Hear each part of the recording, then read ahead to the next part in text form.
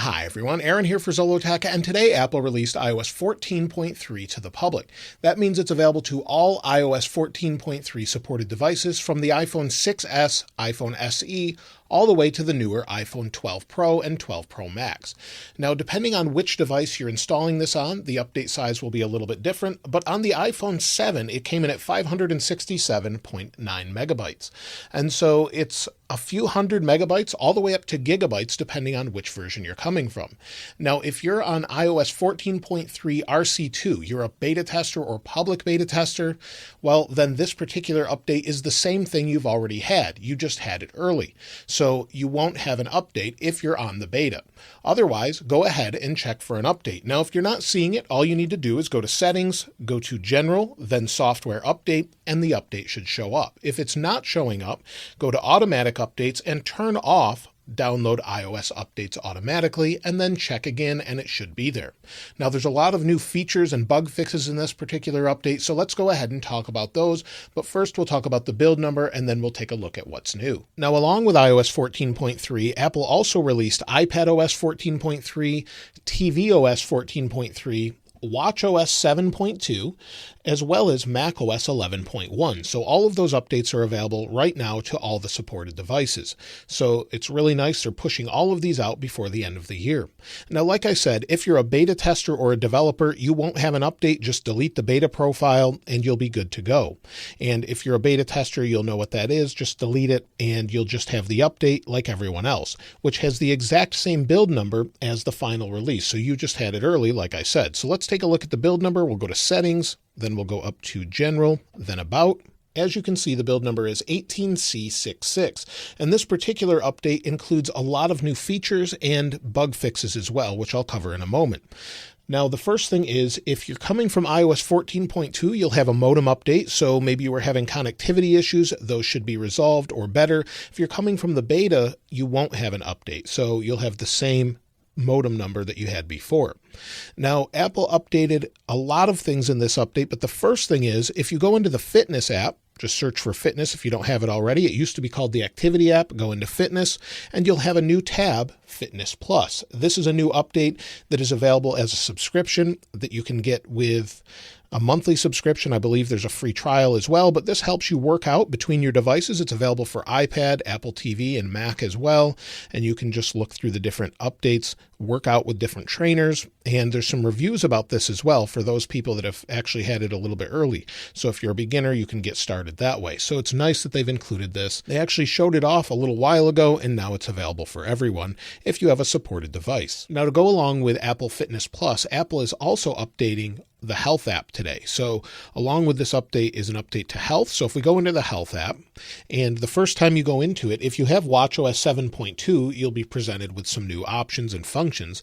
But if you go to Browse and go to Heart and it's already set up, you'll see we have cardio fitness notifications. And cardio fitness notifications can be customized, and there's more information about it along with VO2 Max and tracking that information. So you've got all of those options, as well as some new updates to ECG as well. So you can see it's measuring ECG when I take it, and there's some additional updates to that. If your country supports it and your watch supports it, sometimes it's up to your local government whether or not it supports it.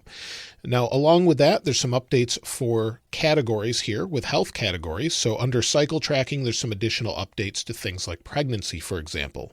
So if you go back and you just search for pregnancy, it's under there as well, but you'll have the option for pregnancy if you want to keep track of that information. So it's pretty nice that they keep updating the Health app with more trackable information if you want that in there. Now, if you use shortcuts, Apple has updated it so that it no longer goes into the Shortcuts app if you have a fully customized home screen. So maybe you have an app set up, tap on that app, it now opens the app directly instead of going into Shortcuts and then popping up on your display.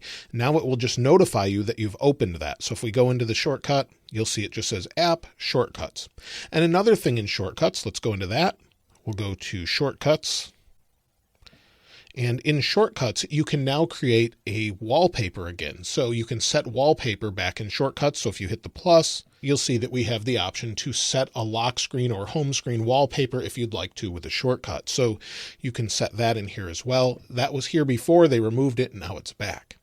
Now in Apple Music, if you're using Apple Music, they've updated it for 14.3, where you can actually have animated album covers. So it's only supported on certain artists. So here's Pearl Jam. You can see it's an album cover that's sort of animated. Not everyone is doing this yet, but it's one of the new features of iOS 14.3. So hopefully more and more artists do this. Now to go along with music, Apple has updated 14.3 with support for AirPods Max. So the AirPods Max technically are not available to the public yet, but AirPods Max are new headphones that go over the ears if you hadn't seen them. They're fairly expensive at $550, but you can see AirPods Max are now supported. It's a little choppy here as I go through on the iPhone 6s Plus, but you get the idea. It's just added support for that particular headphone. So that's nice that they've updated it. Of course, that should be out as soon as hopefully tomorrow. Now, if you have an iPhone 12 Pro or an iPhone 12 Pro Max, Apple has added the ability to use Apple Pro RAW. This was promised with the launch of iPhone 12 Pro and 12 Pro Max. You'll see in the upper right, we have an option for RAW. Now, you have to turn that on in your settings. So if we go into settings and then we go down to our camera, under camera, we go to our formats. And under formats, we have the option for Apple Pro RAW. As long as you turn that on the 12 Pro or 12 Pro Max, you'll have the option. Of course, you can turn it off if you'd like, but it does capture nicer photos and allows them to be edited more. You can adjust exposure and retain more detail while adjusting brightness and things like that. They've also added video supported modes for PAL. So if you're in the UK or Europe, you'll have PAL format options now. So in the United States, we use 24, 30, and 60 frames per second. In Europe, they generally use 25 and 50. So you'll now have the option for 25. Maybe they'll add 50 later on, but now you'll have the option for 25 if you want to select that. And you can turn that on and off depending on if you want to use it, along with HDR video and things like that if you have a supported device. Now on older phones, they've brought back the option to mirror the front camera again. Now this was here before. It seems like they've removed it and then they've brought it back. So if you go into your settings on an iPhone 6s Plus or newer, and you go to your photos and your camera options rather, you'll see it says mirror front photos. That option is back, and this is a 6s Plus, one of the oldest supported devices, and you'll be able to have that option again. So it's back on everything from the iPhone 6s Plus, 7, SE, all of the older phones as well. Now, as far as privacy, there's some updates for the App Store. Now, these are not showing up yet, but Apple has made their developers update their privacy policies to show you more information about what data they may or may not be collecting. And so on their webpage, they actually have an example of this. So you can see there's little data tags, and these are sort of like nutrition labels that they'll have from different apps to tell you what's being tracked. So it may be using your contact info, your location or identifiers, purchases, and things like that. Under the App Store, this will be added to all apps in the future. So for example, if we go to this one here, let's just go to YouTube, for example, go down to privacy, eventually there'll be a little label here and you'll be able to see that information that they're gathering. Apple is requiring this of developers and hopefully we'll see it very soon. Now, along with that, there's a new feature with your camera to scan app clips. Now, app clips is something Apple introduced with iOS 14, but we haven't seen much about that. However, this is an app clip QR code, so it's a new custom QR code, and if your phone sees that, it will recognize it, and you can see here it says no usable data found, but it will recognize that sort of QR code, and if there's an app available, it will show you the app without installing it, and then you'll be able to maybe use that app for a purchase in a store, for example. I haven't seen this yet, but this is something that's coming to all iPhones eventually once this feature is available for everyone. Now, I haven't seen these out maybe in local stores, but hopefully they'll be there when everyone's back in stores regularly anyway. Now, in the TV app, there's some additional updates as well. So if you go into TV and then you tap on search, you'll see that we have a specific category for Apple TV Plus. So you can go in here, see everything that pertains to Apple TV Plus, select the different shows or movies you want to watch. They've also updated this with different genres as well. So it's easily viewable to see maybe action or comedy, for example, and you can go in and it shows you different genres of movies, and it's not just Apple TV Plus movies or genres, so you'll be able to easily sort through it that way. You can also more easily search for movies, for example, maybe Elf. So you go to Elf and it shows you top results. and it searches it a little bit easier and gives you better results overall. So they've really improved this, and this should follow across to Apple TV as well, and it just makes it a little bit easier to sort of sort through what you want to watch. Now, in addition to that, Apple has updated weather with air quality information. Now, there's some specific updates for mainland China, for example, for Maps and Siri, showing different air quality for specific areas in China's mainland. However, if you go into your weather app on your phone, you'll see that we have air quality down here. It says moderate and more data from breezometer. So if you tap on this, you can get more information, and it will tell you different air quality, see a live map, and you can see that sort of information here, and it just makes it a little bit easier to view. So they've added that information directly into the weather app, so it's nice as well. And then they've also provided recommendations in Siri for the United States, United Kingdom, Germany, India, and Mexico when there's certain air quality levels. So the health recommendations are provided within Siri for that. And then also they've updated data in Maps and Siri to reflect updated national scales for Germany and Mexico as well. So if you're looking for air quality in specific areas, it should give that information. Now, if you're using Safari as your main browser, that's what I use, and you want to change the main search provider, they've added an additional option. So if you go into your settings and then you go down to Safari, under Safari, go to Search Engine, and you'll see that we have a new option. So we have Ecosia. And so now we have Google, Yahoo, Bing, DuckDuckGo, and Ecosia. You can search any of these or select any of these as your main search engine, and you just have a new option here. So if you want to use that, you can. Now, in the earlier beta versions of iOS 14.3, there was an option that's been removed from this version, and that has to do with an accessibility option for sound recognition. So if you go into your settings, go to accessibility, and then you go down to sound recognition, turn it on, and if you're using it, let's turn that on, and if you're using it, go to sounds. There used to be an option under people for coughing.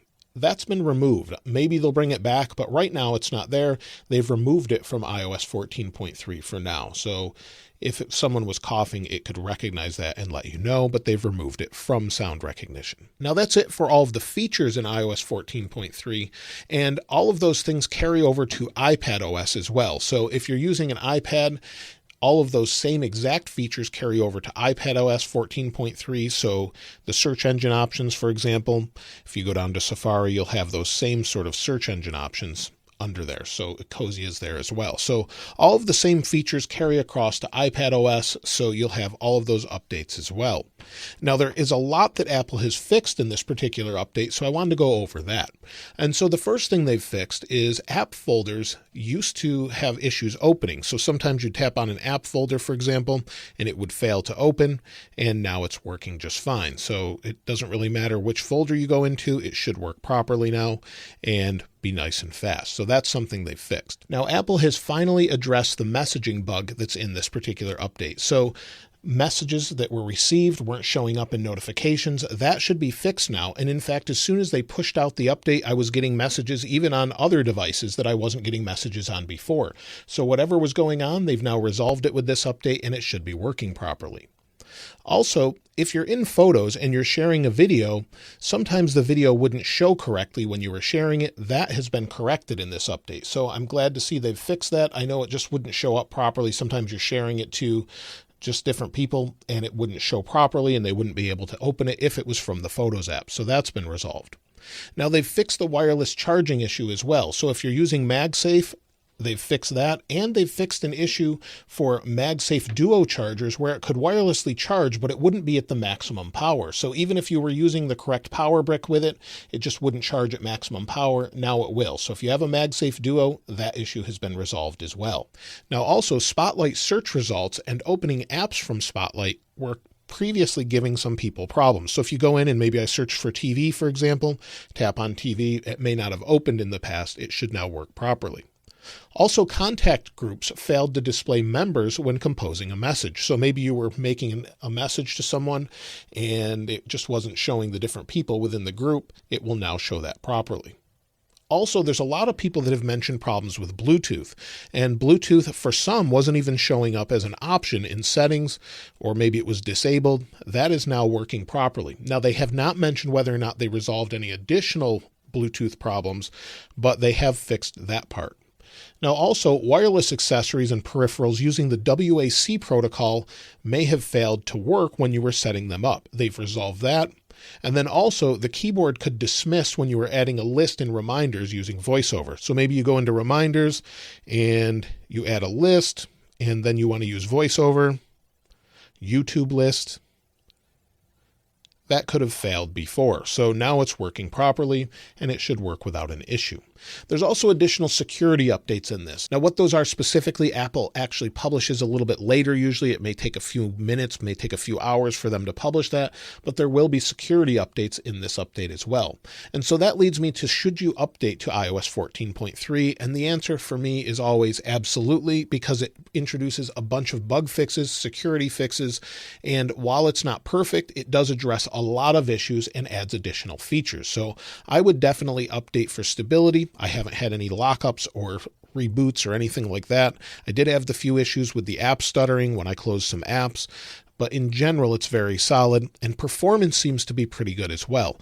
I've been using it on all of these devices, mainly my iPad and my 12 Pro Max, and it's been great. But even on older devices, other than the stutter I showed you earlier, which this is a little bit older device, so it may not be super fast, but in general, it's nice and fast opening apps. Switching through apps, RAM management seems to be pretty decent as well. Most people are reporting with this update, and just in general, it seems to be overall fairly fast. So just going between different applications, opening the camera seems to work great. Now, as far as battery life, well, battery life is pretty good, at least on the release candidates as well. So if we go into settings and we go to battery, we'll wait for it to load. Battery health is 100% on my 12 Pro Max.